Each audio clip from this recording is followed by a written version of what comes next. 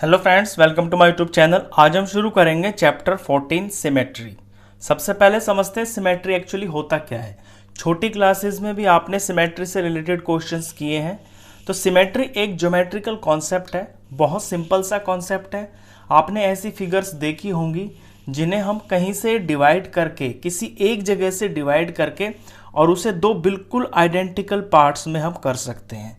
जैसे आपने ताजमहल देखा होगा, अगर ताजमहल को बिल्कुल सेंटर में से हम ऐसे लाइन खींच के डिवाइड करें तो वो आपको लेफ्ट में भी और राइट में भी बिल्कुल सेम दिखाई देगा, यानी दो उसके आइडेंटिकल पार्ट्स हो जाएंगे। अब यहाँ पे मेरे पास एक ये काइट है, इस फिगर को मैं कहाँ से काट दूँ ताकि दोनों पार्ट्स, इसके दो पार्ट्स बने और वो दोनों पार्ट्स बिल्कुल एकदम सेम आए। तो इसे हम ऐसे भी कर सकते हैं कि इसे फोल्ड कर सकते हैं। तो मैं इसे अगर ऐसे सीधा फोल्ड करता हूं, सपोज मैं इसे ऐसे फोल्ड करता हूं, यहां से इसे ऐसे फोल्ड करूंगा,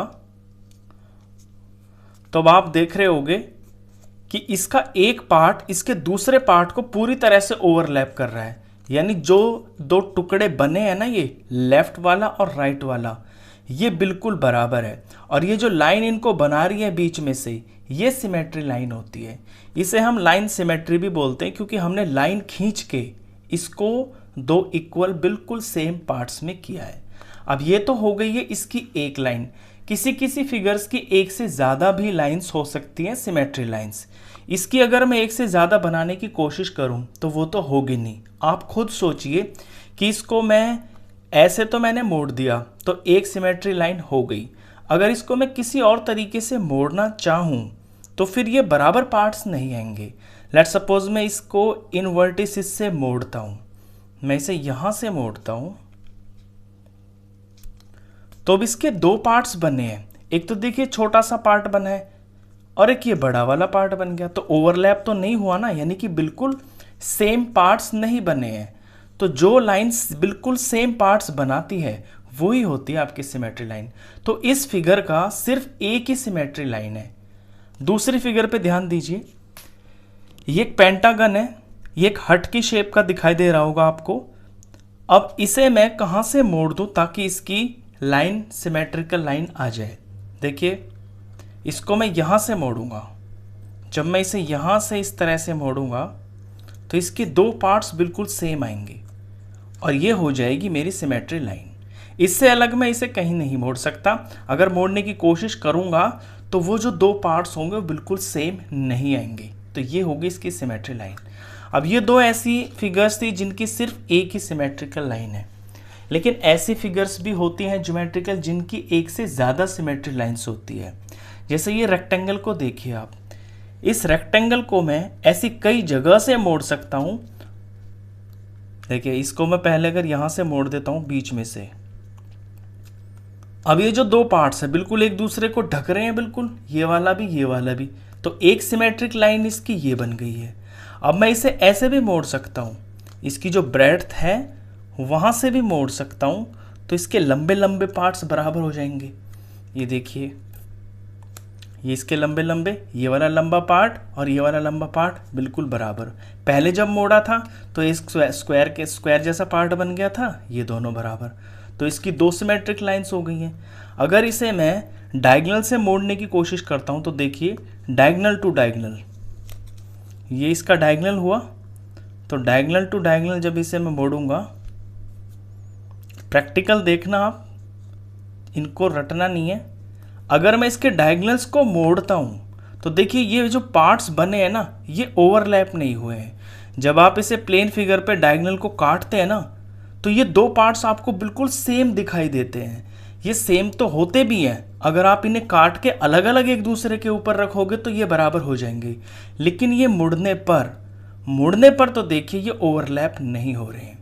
ये मुड़ने पर एक दूसरे को पूरा ढकना चाहिए। तो इसको डायगोनल से जब हम काटेंगे तो ये सिमेट्रिक लाइन नहीं होगी। इसी तरह से दूसरे से काटेंगे तो भी नहीं होगी। तो ये एक रेक्टेंगल है। रेक्टेंगल की हमने देखा कि इसकी दो सिमेट्रिक लाइंस होती हैं और सिमेट्री में ये ध्यान देना बहुत ज़रूरी होता है। जैसे इस पर्टिकुलर केस के अंदर अगर आप इन्हें काट दोगे तो दो आपको जो ट्राइंगल्स मिलेंगे ना, वो बिल्कुल इक्वल होंगे, वो राइट ट्राइंगल होंगे और उन्हें काट के अलग अलग हम एक दूसरे के ऊपर लगा सकते हैं, लेकिन जस्ट ऐसे ही फोल्ड करके नहीं लगा सकते। तो ये इसकी सिमेट्रिक लाइन नहीं हुई है। तो इसकी दो सिमेट्री लाइंस हुई हैं। अब आते हैं स्क्वायर के ऊपर। स्क्वायर की 4 सिमेट्रिक लाइंस होती हैं। देखिए इसे हम कहाँ कहाँ से मोड़ सकते हैं, 1 2 3 4, 4 साइड है इसकी। पहले मैं इन वाली साइड से मोड़ दी मैंने। अब इसके 2 पार्ट बराबर हो गए हैं, ये वाला एक दूसरे को ओवरलैप कर रहा है बराबर। अब इसे मैं इधर से मोड़ देता हूँ, तो इसकी ये 2 सिमेट्रिक लाइंस तो साइड की वजह से ही बन गई हैं। इसे मैं यहाँ से काट दूंगा तो ये वाला पार्ट बराबर। अब इसके मैं डायगोनल्स को मोड़ता हूँ। जब मैं इसे डायगोनल के थ्रू मोड़ूंगा इस फिगर को, तो इसमें जो 2 ट्राइंगल बनेंगे ना, वो बिल्कुल पूरी तरह से एक दूसरे को ओवरलैप करेंगे।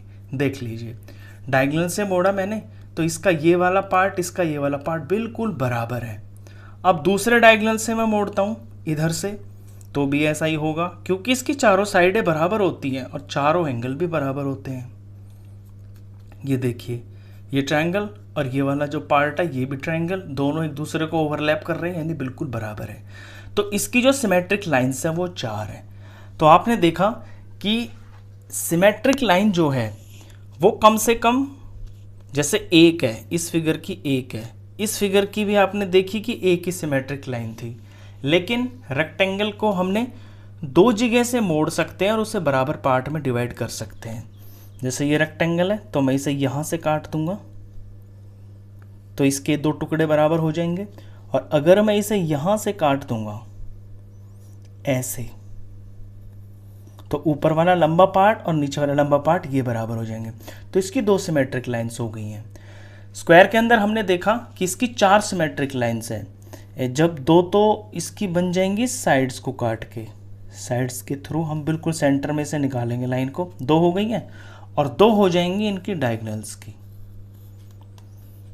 तो किसी फिगर की सिमेट्रिक लाइन 1 भी हो सकती है और 1 से ज़्यादा भी हो सकती है, और ऐसा भी हो सकता है कि उसकी कोई सिमेट्रिक लाइन हो ही ना। लेट्स सपोज कोई भी ऐसी रैंडम फिगर ले ले, जैसे मैंने ये ले लिया ऐसे। अब आप इसे कहाँ से काटोगे जो दोनों तरफ दोनों पार्ट बराबर हो जाएं? इसे तो कहीं से भी नहीं ऐसे डिवाइड कर सकते। तो ऐसी फिगर्स भी होती है जिनकी सिमेट्री लाइन होती ही नहीं है, या किसी की 1 होगी, 1 से ज़्यादा भी हो सकती है। अब 1 से ज़्यादा किन किन की होती है?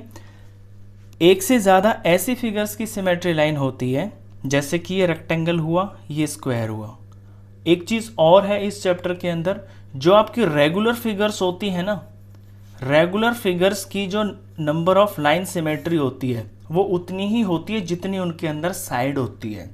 रेगुलर फिगर्स वो फिगर्स होती हैं जिनका साइड्स का नंबर, साइड्स की लेंथ साइड्स की जो लेंथ है ना वो सबकी बराबर होती है, और उनके जो एंगल्स होते हैं वो भी बराबर होते हैं। जैसे ये स्क्वायर ही ले लीजिए, इसकी चारों साइड्स जो है वो लेंथ में बराबर होती हैं, और इसके सारे एंगल्स भी बराबर होते हैं 90 डिग्री के। तो ये एक रेगुलर फिगर होगी। इसके अंदर 4 साइडें होती हैं, तो इसकी जो लाइंस बनी हैं वो भी देख रहे हो आप, 4 ही बनी हैं। ऐसे एक इक्विलैटरल ट्रायंगल होता है। इक्विलैटरल ट्रायंगल की तीनों साइडें बराबर होती हैं, उसे भी आप ऐसे 3 जगह से काट सकते हो, एक वर्टेक्स और सामने की साइड, और ये 2 और ये 3। क्योंकि इसकी 3 साइड है और ये रेगुलर फिगर है तो इसकी 3 सिमेट्री लाइंस बनेंगी। ऐसे अगर कोई रेगुलर पेंटागन है 5 साइडों वाला तो उसकी 5 सिमेट्री लाइंस बनेंगी। अगर कोई रेगुलर हेक्सागन है 6 साइड वाला, जिसकी 6 की 6 साइड्स बराबर हैं और एंगल भी बराबर हैं, उसकी 6 सिमेट्रिक लाइंस बनेंगी। तो ये तो था लाइन सिमेट्री। अब हमारा जो नेक्स्ट टॉपिक है वो है रोटेशनल सिमेट्री। अब इसे भी समझ लेते हैं अलग से, इन फिगर्स को अलग करते हैं। रोटेशनल सिमेट्री मैं आपको इस पेज पे समझाऊंगा। नाम से ही पता चल रहा है, रोटेशनल यानी घूमना। अब घूमने को देख लीजिए आप। पहले मैं ये काइट फिगर ही ले लेता हूँ। रोटेशनल सिमेट्री जो होती है, इसमें किसी ऑब्जेक्ट को, किसी फिगर को घुमाया जाता है। लेट सपोज ये इसकी मेन पोजीशन है, ये मैंने यहाँ पे रखा हुआ है, इसको मुझे घुमाना है, और जब एक पूरा चक्कर हो जाएगा यानी पूरा 360 ये घूम जाएगा, तो ऐसी कितनी जगह पे हुआ कि ये फिगर बिल्कुल ऐसे ही लगी दिखने में। देखिए ये इसकी ओरिजिनल पोजीशन है काइट की, ऐसे ये वाली। अब मैं इसे घुमाना शुरू करता हूँ क्लॉकवाइज। क्लॉकवाइज है जैसे घड़ी चलती है। मैंने यहाँ से शुरू किया, ये शुरू किया तो ये ऐसा पहले जैसा लग रहा है जैसा शुरू में था, नहीं था नहीं था नहीं था, अभी भी नहीं लग रहा, अभी भी नहीं लग रहा, अभी भी नहीं लग रहा। मैंने घुमा दिया इसको, अभी ये 180 डिग्री तक पहुंच गया घूम के, और घुमाया और घुमाया और घुमाया, 270 डिग्री घुमा दिया और घुमा दिया घुमा दिया घुमा दिया, पूरा का पूरा पूरा एक चक्कर काट दिया है इसने, यानी पूरा 360 डिग्री कटा है गोल। तब जाके इसकी ये पोजीशन फिर से सेम ऐसी आ गई है। तो यानी एक चक्कर के अंदर ये सिर्फ एक ही बार ऐसा हुआ कि ये सेम दिखाई दिया। तो इसकी जो रोटेशनल सिमेट्री है वो 1 होगी और उसे हम बोलेंगे order of symmetry, order of symmetry. अब दूसरी फिगर ले लेता हूं मैं ले लेता हूं इस बार ये रेक्टेंगल, इसे समझना आप। रेक्टेंगल को मैं ऐसे लगाता हूं, ये लेंथ हुआ, ये ब्रेड्थ हुआ। अब मैं इसे घुमाना शुरू करता हूं यहां से, इसकी ओरिजिनल पोजीशन में लिख लेता हूं, इस तरह से है ये ऐसे। अब इसे घुमाता हूं मैं ऐसे, तो मैंने अभी इसे घुमाया है 90 डिग्री, ये 90 डिग्री हो गया है। अभी इसे और घुमा रहा हूं, घुमाते घुमाते ऐसे मैंने किया तो ये ऐसे हो गया, ये 180 डिग्री घुमा दिया मैंने। अब देखिए ये अपनी ओरिजिनल शेप की तरह लग रहा है। तो एक बार तो ये 180 डिग्री के ऊपर ओरिजिनल लगा, अब और घुमाते हैं, ये 270 हो गया है, और घुमाते हैं और घुमाते हैं, पूरा पूरा पूरा पूरा घुमा दिया मैंने इसको, यहाँ पे पूरा घुमा दिया है मैंने 360 पे। तो 360 के ऊपर 360 डिग्री के ऊपर ये फिर से जो है ना अपनी ओरिजिनल पोजीशन में आ गया है। तो एक तो 180 डिग्री के ऊपर जब इसको घुमाया था तब ये सेम लगा था ओरिजिनल पोजीशन की तरह, और जब 360 तक इसे घुमाया तब ये बिल्कुल इस तरह से दिखा था। यानी इसकी जो रोटेशनल सिमेट्रीज है ना, ऑर्डर ऑफ सिमेट्री वो 2 है। तो रेक्टेंगल की ऑर्डर ऑफ सिमेट्री हो गई है 2, ये रेक्टेंगल के लिए। अब स्क्वायर देख लीजिए, स्क्वायर में यहां पे समझते हैं इसको,